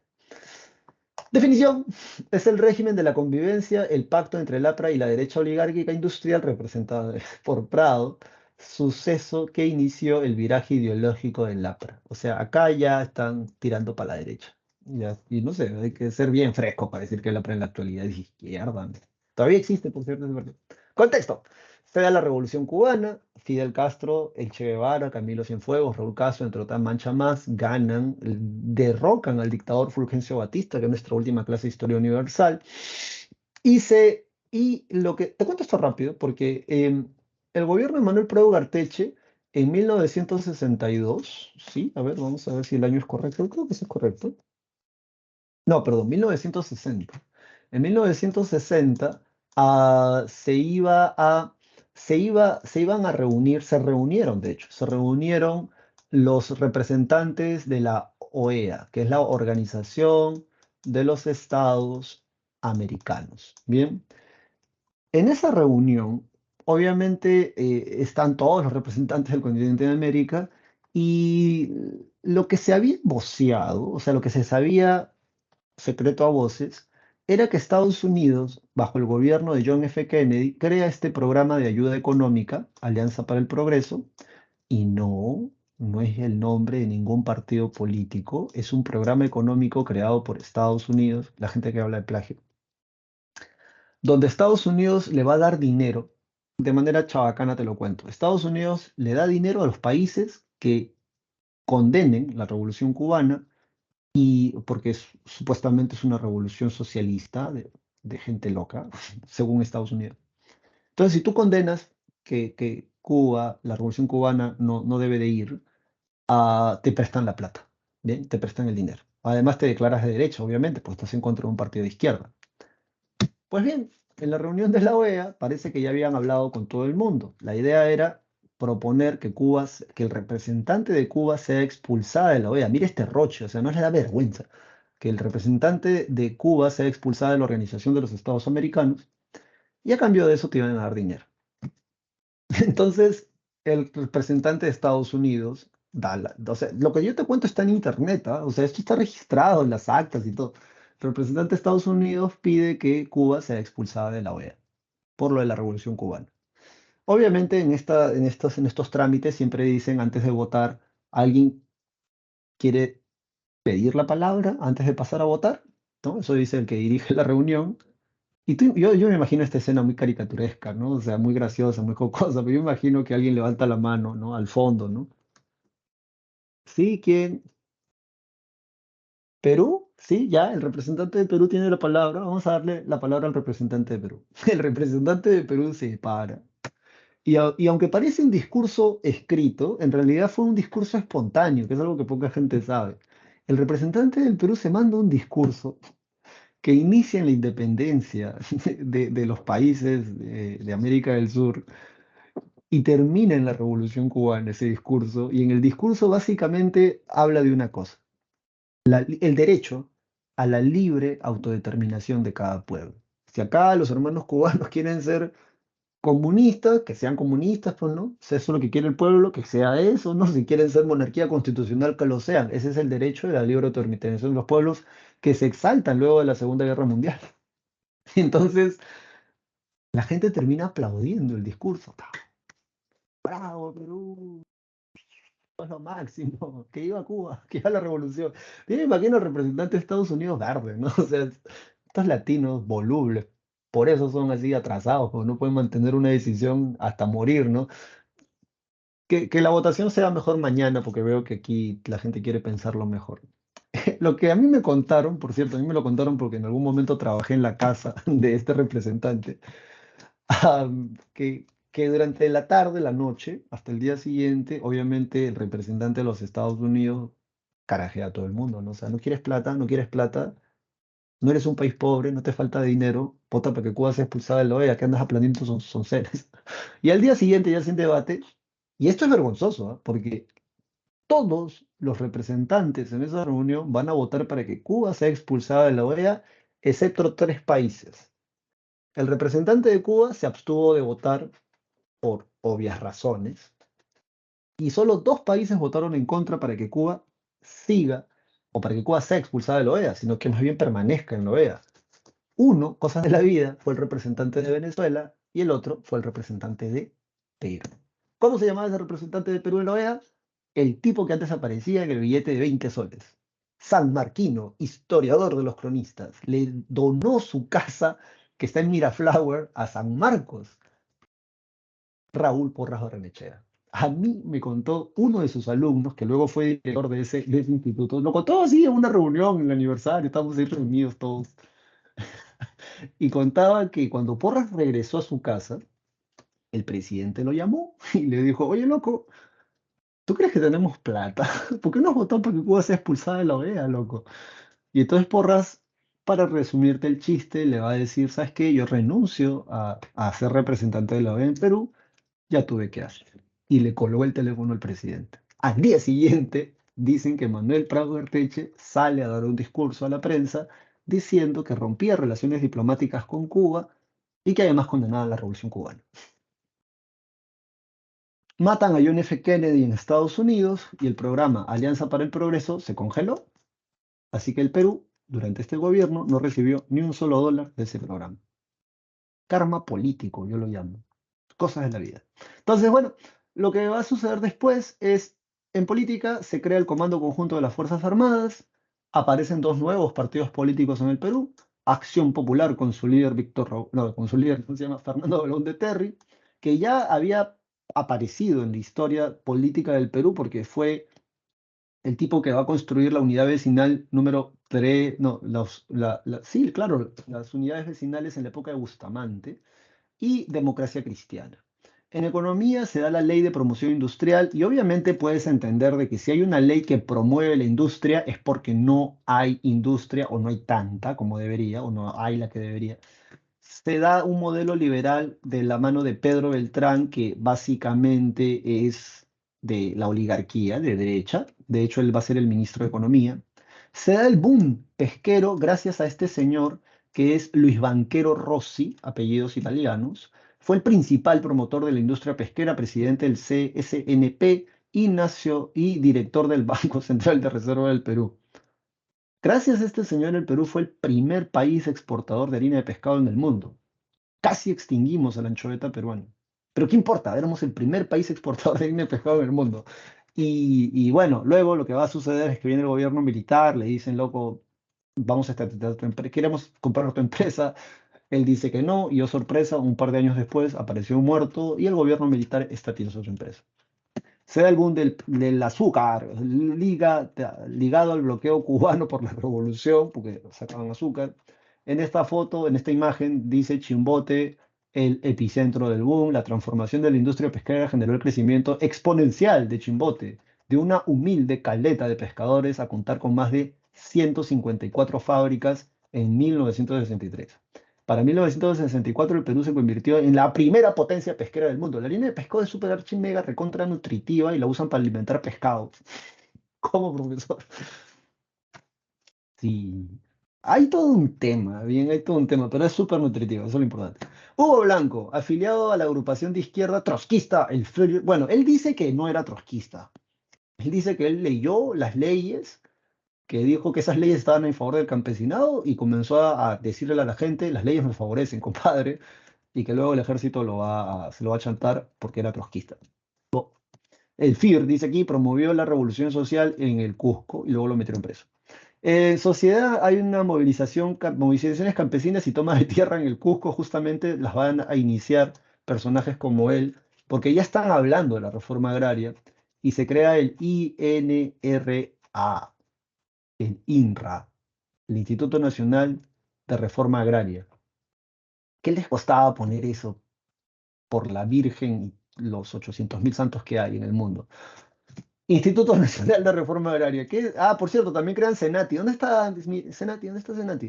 Instituto de Educación Superior. Profesor, ¿por qué crean esta vaina? Bueno, porque, como te dije hace rato, el tema de la reforma agraria es un tema que vienen tocando desde la época anterior a Mariátegui. Bien, o desde Mariátegui, un poco para hacerlo más claro. La idea era que la gente tuviera conciencia de que los partidos de derecha jamás iban a hacer la reforma agraria. Entonces, los militares eso lo ven con mucha preocupación. Ya se los habían advertido, ¿no? O sea, no haces reforma agraria, compadre, te vas a traer una revolución de izquierda en tu país. Pues bien, lo que ocurre va a ser que cuando termine este segundo gobierno hay un triple empate en las elecciones. ¿Cómo, profesor? Sí, mire, escúchame, escúchame. Aya de la Torre, Manuel Odría y Fernando Belón de Terry quedan empatados. Ninguno obtiene la mayoría necesaria para llamarse presidente del Perú. Según la Constitución de 1933, el Congreso era el que tenía que dirimir. ¿Y qué sucedió?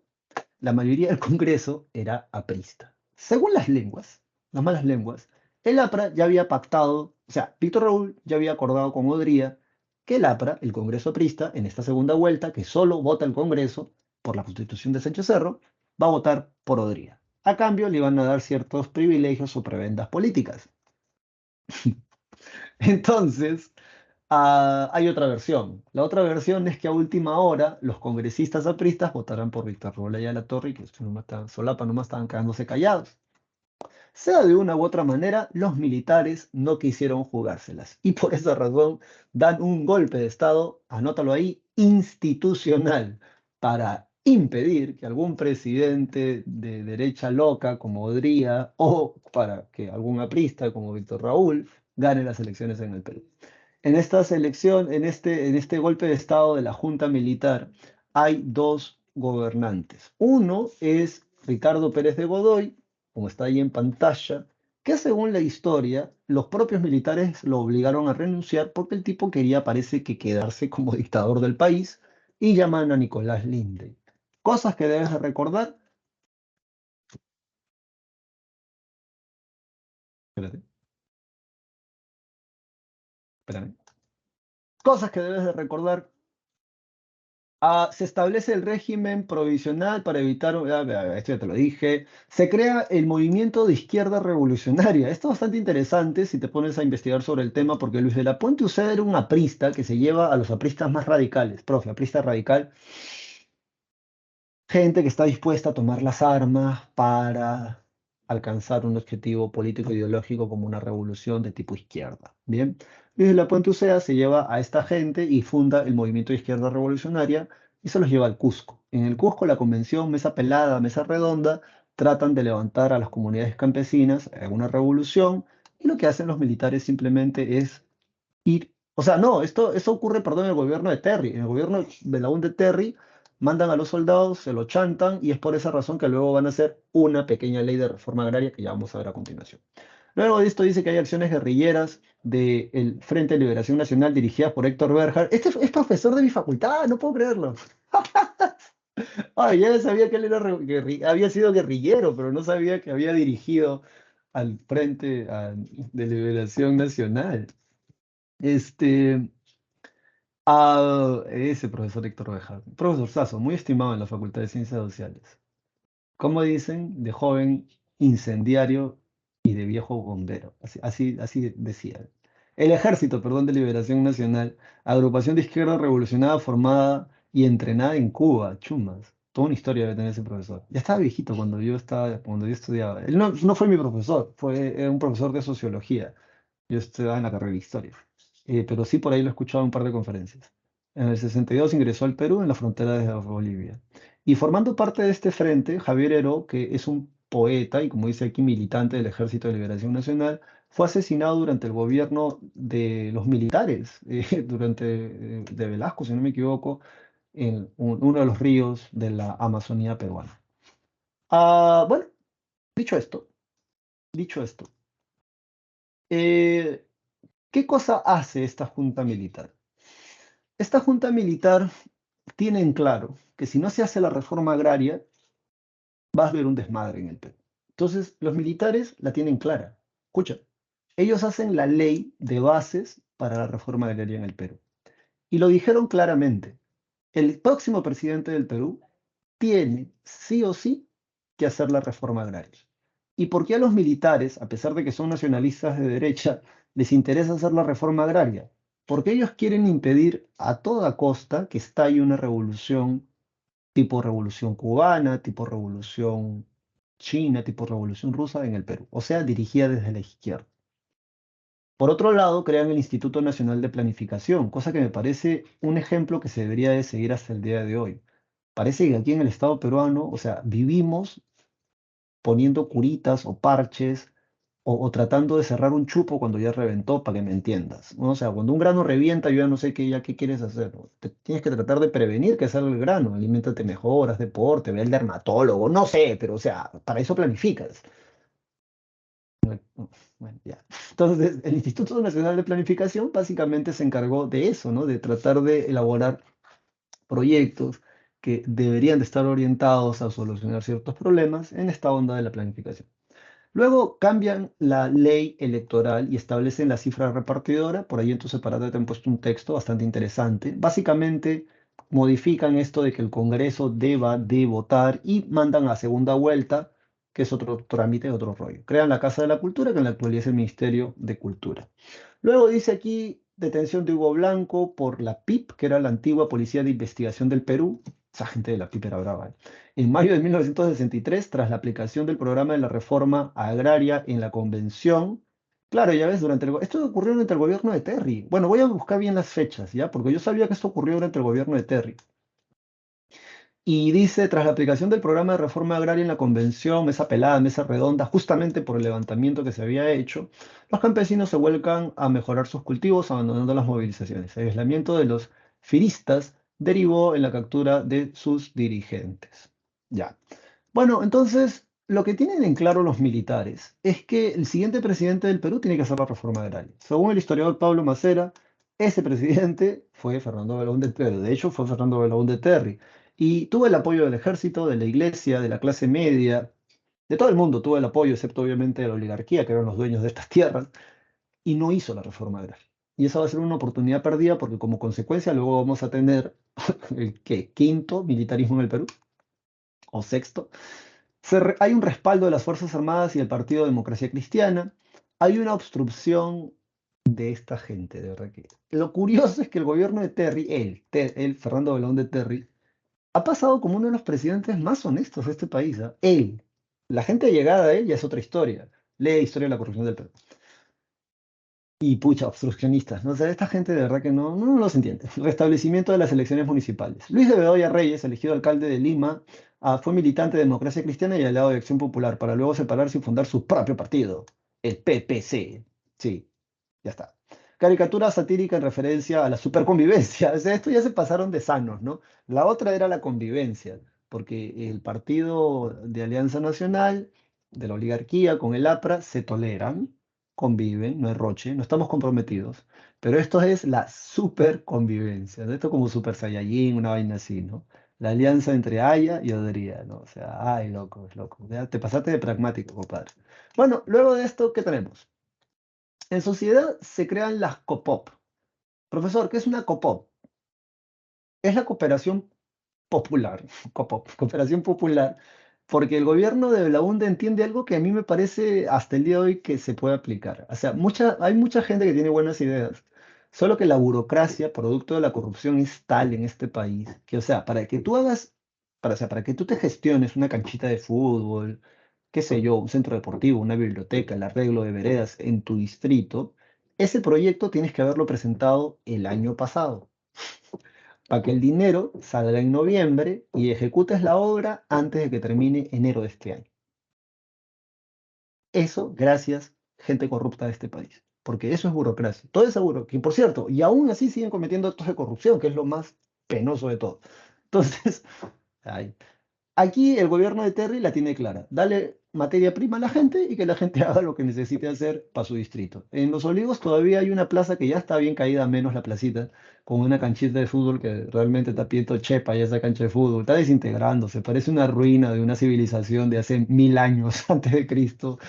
Pero ahí hay una placa que dice el pueblo lo hizo. Y eso tiene que ver justamente con el primer gobierno de Fernando Belaúnde Terry, que te daba la materia prima, o sea, el cemento, la piedra, y tú ya con tus vecinos hacías la chamba.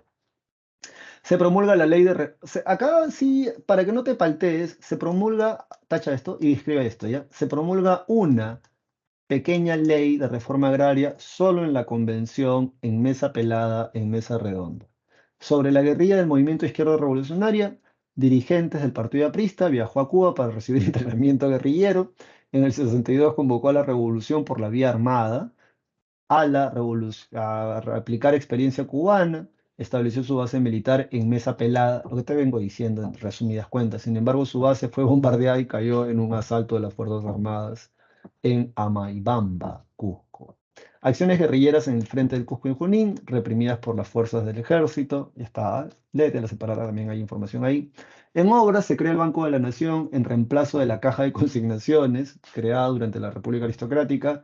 Hay una crisis del 67 por la devaluación monetaria, sequía y las protestas sociales. Y en obras públicas se inicia la carretera marginal de la selva, que se llama en la actualidad Carretera Fernando Belaúnde Terry, anótalo. Se construye el aeropuerto Jorge Chávez. Y ya terminamos, creo, ¿no? Faltan 5 minutos. Sí. Represa de Paña y Agua Blanca, la refinería de La Pampilla, ubicada en Ventanilla, inaugurada en 1967 para el refinamiento de petróleo y terminar con el monopolio del International Petroleum Company, bien ahí. Luego se construye la residencial San Felipe, ubicada en Jesús María. Esta residencial estuvo dirigida a la clase media, sí. También se construyen las de acá de Santa Rosa, aunque creo que eso viene del segundo gobierno, y las de Limatambo en San Borja. Bien. A la unidad vecinal número 3 que se construye en el gobierno de Bustamante, esa unidad, no, sí, la residencial San Felipe, sí, sí, está bien. Esa está frente a San Marcos, frente a la sede de la PRE, y esas fueron construidas por Terry durante el gobierno de Bustamante. Luego, ¿qué más tenemos? Bueno, más datitos. Bien, o sea, sí, la semana está bastante bien hecha, ¿eh? Interesante. Crisis del belaundismo. En 1968 se firma el Acta de Talara. ¿Qué pasó, compadre? ¿Qué pasó? ¿Por qué, amigo? ¿Por qué?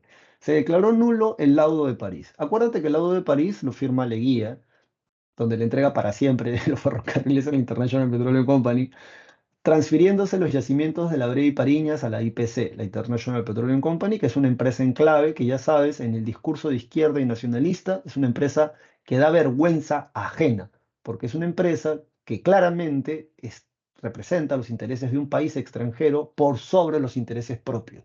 En ese contexto, o sea, de repente ahora tú y yo no lo sentimos, pero en esos años era un temazo, porque la IPC era una de entre otras empresas en clave que había en este país. Ah, ¿qué dice? ¿Qué dice? Los yacimientos de la Brea y Pariñas de la International Petroleum Company a la empresa petrolera fiscal, que es una empresa peruana, lo que implicaba la recuperación estatal de estos yacimientos. El tratado se presentó a la opinión pública como un gran éxito para el país. Portada de la revista Estampa, Petróleo para el Perú. Nuestra política transnacional no va con tu politiquería. IPC, acuerdos bajo la mesa. Me doy 90 días para resolver el problema de la International Petroleum Company. O sea, este es Terry, ¿no? ¿Por qué va el escándalo? Dice, se inició con la denuncia del expresidente de la empresa petrolera fiscal, Carlos Loret de Mola, anunciando la pérdida de una página del contrato de la IPC, de la International Petroleum Company. En octubre, ya estamos acabando la clase, el golpe de estado de Velasco, Belaúnde fue exiliado en Argentina. En la madrugada, tanques Sherman y camiones de asalto irrumpen el patio del honor del palacio. Se captura al presidente, que es trasladado al aeropuerto Jorge Chávez. Belaúnde es derrocado. El presidente, ofuscado, retó a los golpistas gritándoles: son ustedes unos traidores, indignos del uniforme que la patria les ha confiado. Tantos tanques y pistolas para detener a un hombre desarmado. De verdad que hay que ser bien. Es que son símbolos, ¿no? Son mensajes, ¿no? Pero sí tiene razón. O sea, ¿por qué tanta gente para un civil? Si hubiese sido Odría.